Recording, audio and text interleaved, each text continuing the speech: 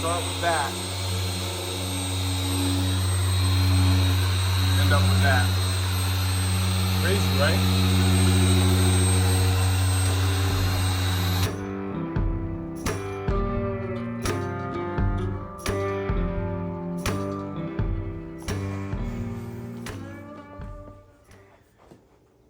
Okay, today we're gonna compound this paint.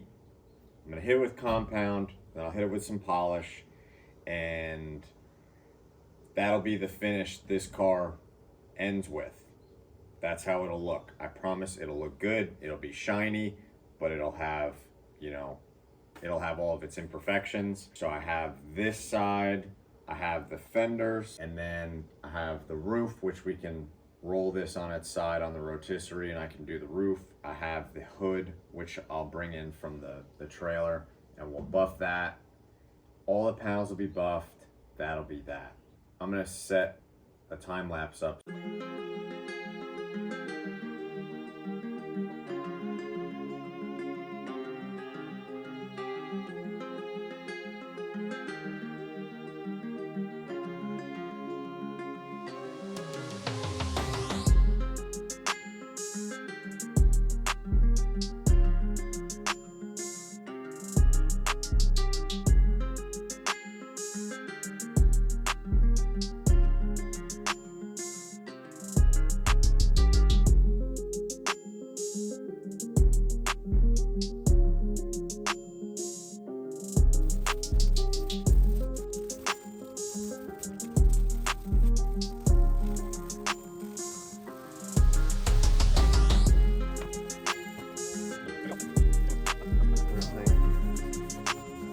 The method to our madness here is 800 grit, buffing it down with 800 grit. I know it sounds aggressive, but that's the kind of project this is. Knock it right down. Knock it right down. 800 grit, and then wool pad on a high-speed buffer with some heavy cut compound. And we're gonna start showing how we can make that chalky looking door look like that quarter panel behind Joe. He's got the time lapse going. Really boring watching somebody wet sand the buffer. That's right up there with watching grass grow and all that kind of nonsense. But I think it's gonna look a whole lot better here today. We're gonna walk in the garage and start seeing some shiny car parts. Always a good motivator. All right, here we go. Heavy cut compound on a wool pad. And we're gonna bring this thing to life as much as we can. Let it rip. Hang 10.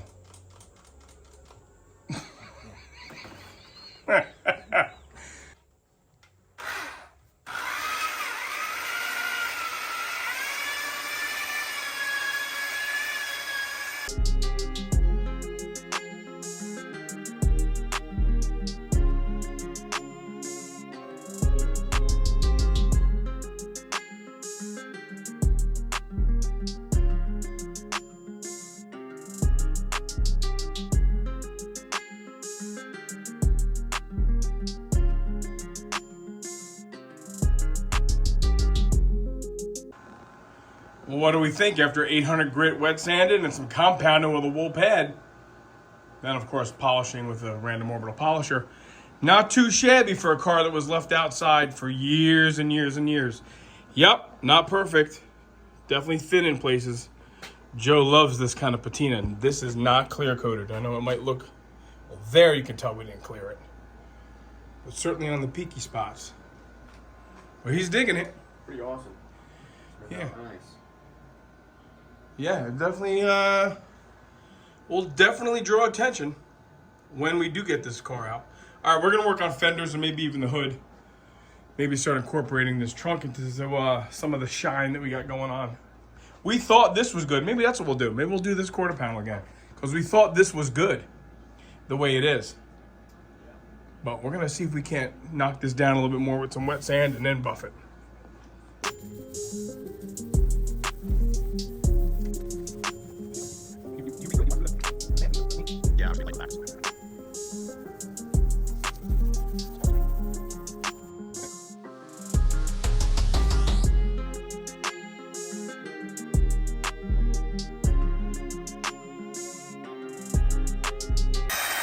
driving to perfection he is. He's trying to get all the sand scratches out of there.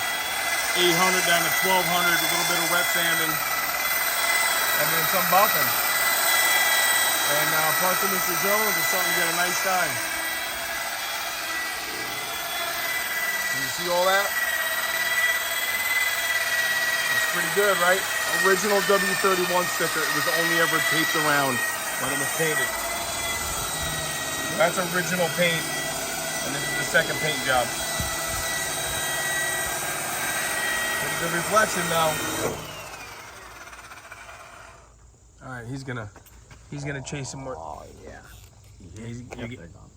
Okay. It's a pretty decent reflection on that. So we're gonna bring you along. I think we have one fender and the hood, right, that are not touched. So I think we'll show you kind of our procedures here, yielding pretty good results.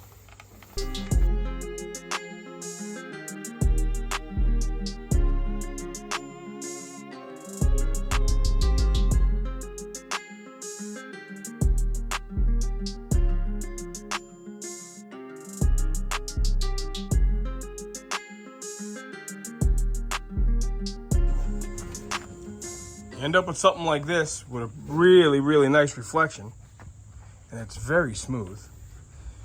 Start off with something like this. I promise you, this is how the whole car looked. But we're gonna take this thing and make it look like that thing. So what's the plan? You're gonna start with 800? Yep, 800, maybe 1200. 800, buff it. 800 buff it with compound, 1200, and then polish it, maybe something like that. Should turn out like that. Should turn out nicer, actually. Look how much more yellow that fender is Yeah. than that thing. That thing is so, like, you know, buttery yellow. Not. All right, cool. Maybe Joel set his tripod up or something. That would be a cool thing to do.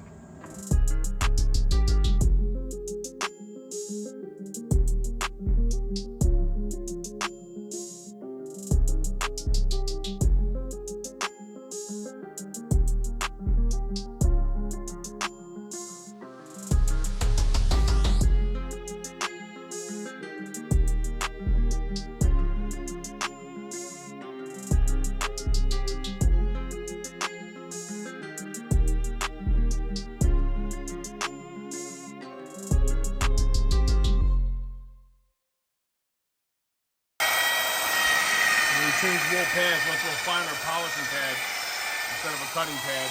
Just a little bit of compound on it. And that's that fender we started with. Getting a pretty good shine, I think. This car is definitely going to make an impression.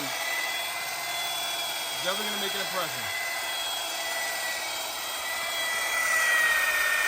A lot of this fender is original paint. You can see some of the cloudy stuff here. That's remnants of the second paint job. Oh, I just unplugged his junk right there. So a lot of this cloudiness is remnants of the second paint job. You clearly see here that there's paint job on top of the original paint. Very poor prep job. I kind of don't know what these guys were thinking when they shot paint over the original paint without doing any priming. They didn't any sanding. But makes our job easier.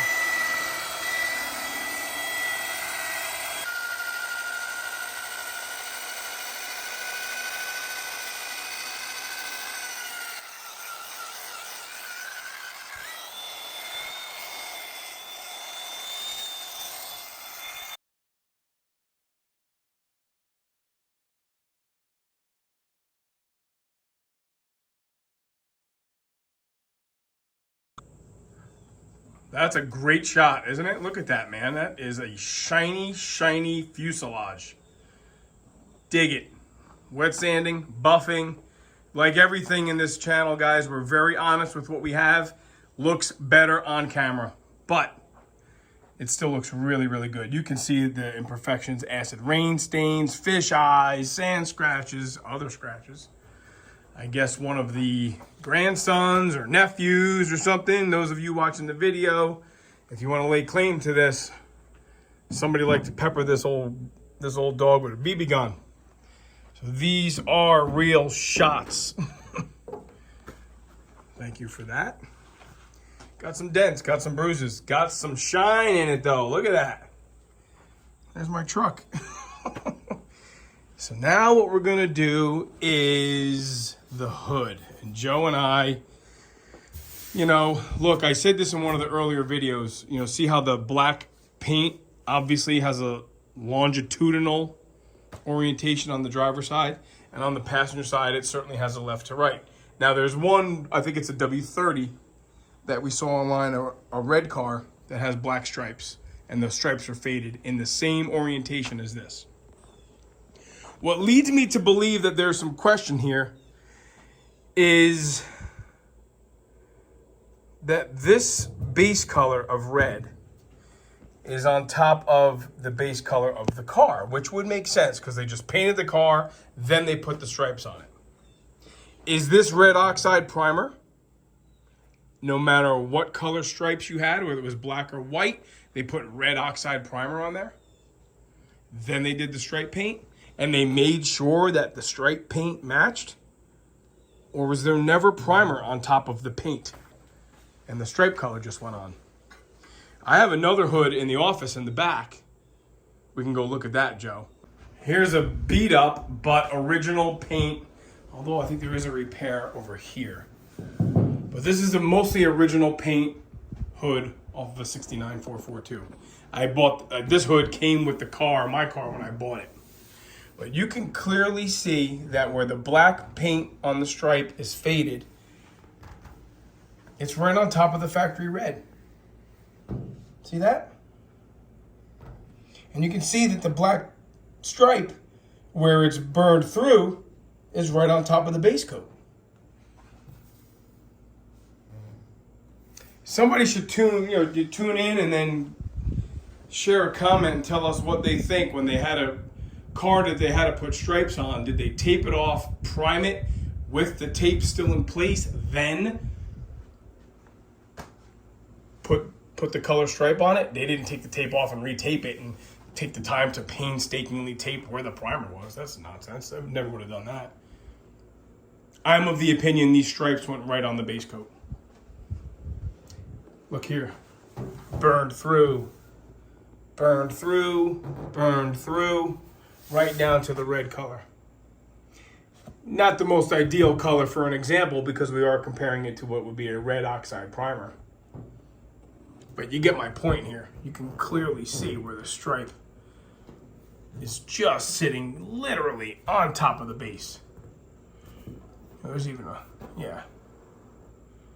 So this leads us to the next serious question. And here is the question. Did this car have factory red stripes on the saffron paint? And then at the time of the repaint, did the car receive black stripes? You can see where they taped off the stripes at the time of repaint. I don't know. I don't know what to make of it. Seems like there's a judicious amount of red. And my other experiment, when we first started taking this car apart 2 years ago, I started buffing this by hand. And this brought up a shine. Would primer really shine like that? No matter what you did to it? I just used compound on a rag. And I got it to shine like that. And you can see right through, there's the base color underneath it. So either this hood had red oxide primer beneath the black stripes, or this hood had red stripes. Either way, there's a red base under the black. I think we'll clean it up the way it is, and it's going to talk to us, and whatever it comes out is how it comes out. The longitudinal stripe and the horizontal stripe leads me to believe that it may have been done at the factory. Here's the conundrum. Because of that one we found right with original paint, and it had the same type thing. Longitudinal stripes on the driver's side, perpendicular stripes of, tiger stripes, like, spray gun stripes on the passenger side. All right. enough blah, blah, blah. Let's clean it up. See if we can't make this look like this.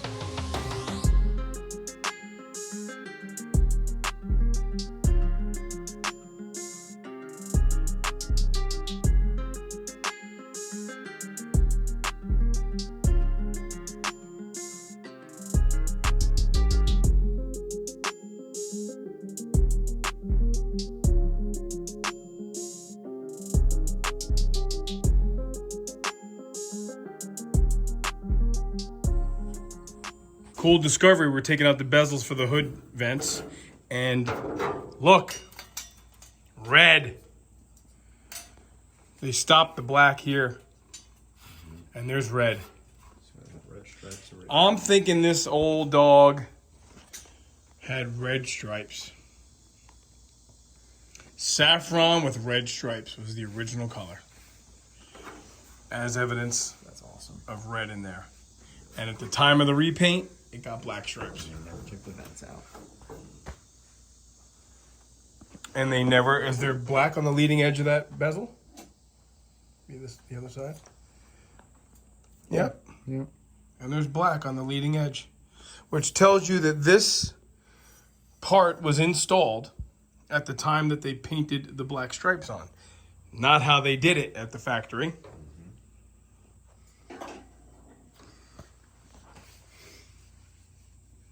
You know what, if you look close right over on this side, we haven't even taken this one apart yet, you can see how the red goes down way lower than the black. Kind of figured that wasn't primer. Kind of figured that was paint when I was buffing. I guess the only thing that raised our ears was the orientation of the spray marks. I guess coincidentally, they were painted the same way. But you can look real closely here. You can see how the black stripes often, you know, go over wider than the original red. Here's a good example of that right there. Black goes over where the red was. I honestly wish I had more experience with original paint cars that had stripes. I just don't. The only car that I ever had that had factory stripes, my car was already repainted when I was a kid without the stripes. After we cleaned it up a little bit, you can see the red overspray, and you can see certainly evidence of the tape line in there. Now, look, I love learning new stuff. Somebody please tell us that that is red primer or that that is red paint. Simply put, the question is this: did they prime the base color prior to painting the stripe color? And if they did they use a red oxide? That looks to me like it's red paint. So we're gonna go back to cleaning it up. And it is what it is. Hopefully some of that black comes off, and that is more reminiscent of the quality of repaint like the rest of the car got. So we hit it with a little bit of 2000. We're using the random orbital polisher with a medium pad, I think it is, or a light pad maybe even, of the compound. We're gonna do this one a little less aggressively than the size. This is like archaeology at its finest. We love this stuff. We're gonna get some red.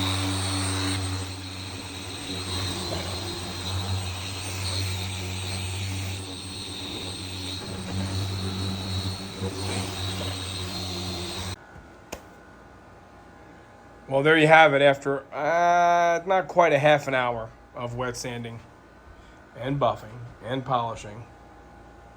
So we got about 4 hours of work ahead of us just on the top side of the hood to make, you know, lots of progress. From that to this. The stripes are just not coming up. I mean, they actually are. It's just that the color of the car is so light, it's much more forgiving. But it's not so bad. Not bad for an abandoned car that some of you people wanted us to rebody. All right, cool. We're gonna go take a ride, go see a buddy. So we'll be back at this either later tonight or tomorrow.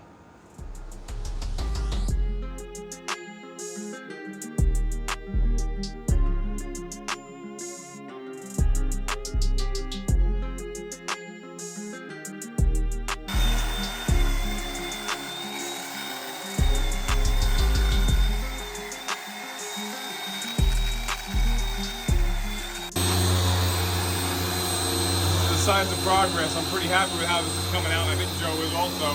A lot of this has to get done with the smaller buffer. You start using the big wheel on there, and you know, you can just start getting the edges of the buffer gouging up the paint a little. These double hump posts, it's a little pronounced detail there. So that's kind of half and half a little bit. You know, we're still on the fence here. It is really looking like it's been repainted all the yellow and they taped off the stripes. I don't know, I think we're back and forth. It might be primer. Primer with black stripes. Maybe. But we're gonna shine it up more. We'll do a little bit more of a half and half.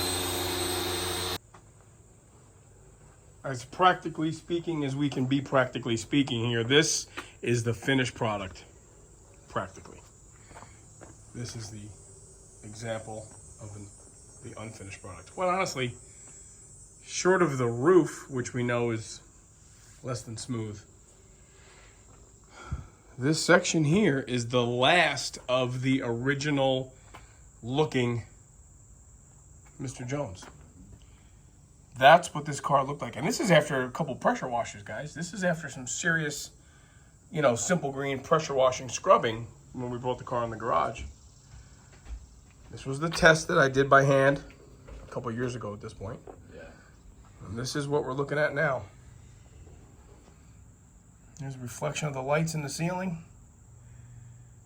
Reflection of my signs on the wall here. See them?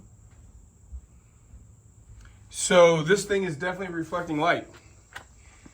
Light reflection equals shine, right? Look at that. You can see all the dings and dents from the tree branch that came down and did all kinds of damage to the whole dang car.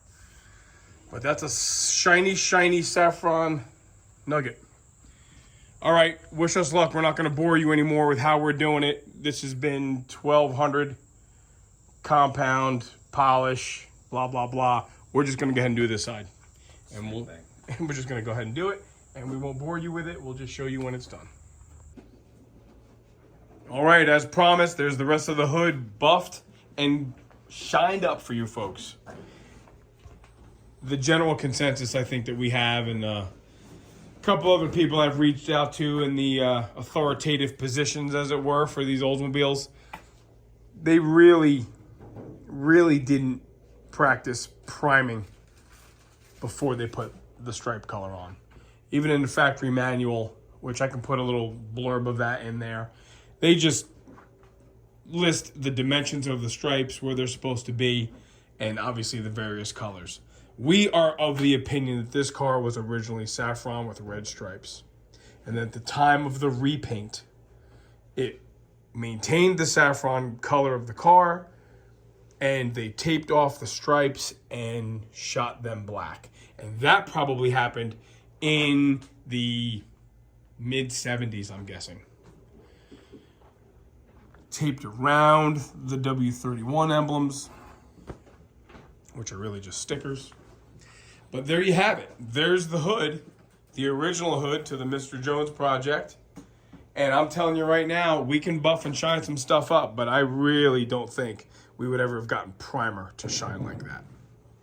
So there it is. This is going to go in the office next to that other spare hood that I have. We're going to keep moving on with this project. The very next thing I think we're going to do, guys, is get into this radiator support. Okay, we'll get back to some metal work, back to some funky, rusty stuff. I know everybody likes to see some metal fab things happen, but here you go. There's a little bit of what Joe got accomplished while he was here. He's packing up because he's out of here in the morning. Out of here in the morning, going back home. Left that Rally 350 here, and we haven't cut it up. We haven't cut it up yet. Maybe next time. No, I don't know. That car gets, we're torn on that. But all right, guys, thanks for watching. This is it. Say bye, Joe.